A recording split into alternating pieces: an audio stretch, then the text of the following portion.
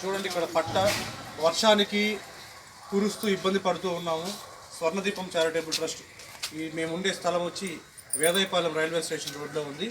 ఇది ఇక్కడ కారుతో ఇబ్బంది పడుతూ ఉంటే ఆమలూరి రమేష్ గారి ఆధ్వర్యంలో మేము సహాయం అడిగాము. వారు ఈరోజు ఈ హట్టు కావాల్సిన పట్ట మరియు మేము ఉంటున్న రేకులు, ఆడవాళ్ళు ఉంటున్న రేకులు ఇల్లు, దానికి కూడా పట్ట కావాలి, కారుతుందని అడిగాము. అడిగిన వెంటనే కాదనకుండా మాకు వర్షానికి ఇబ్బంది పడకుండా మాకు ఈ పట్ట ఏర్పాటు చేశారు. మనస్ఫూర్తిగా మా స్వర్ణదీపం చారిటబుల్ ట్రస్ట్ 40 మంది వికలాంగులు, వృద్ధులు, అనాథల తరఫున థ్యాంక్స్ తెలియజేసుకుంటూ ఉన్నాము.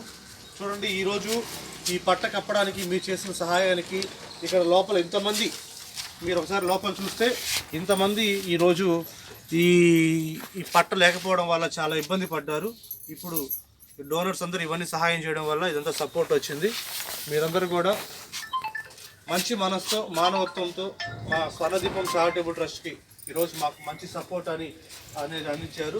ఈరోజు మీకు చేసిన సహాయానికి మా 40 మంది వికలాంగులు, వృద్ధులు, అనాథల తరఫున ఆ భగవంతుని ప్రార్థిస్తూ ఉన్నాం. ఈ సహాయానికి అయితే ఎవరెవరైతే తోడ్పాటు అందించారో మీరు మీ కుటుంబాలు ఆ భగవంతుని ఆశీర్వాదాలు సంతోషంగా ఉండాలని మనస్ఫూర్తిగా కోరుకుంటూ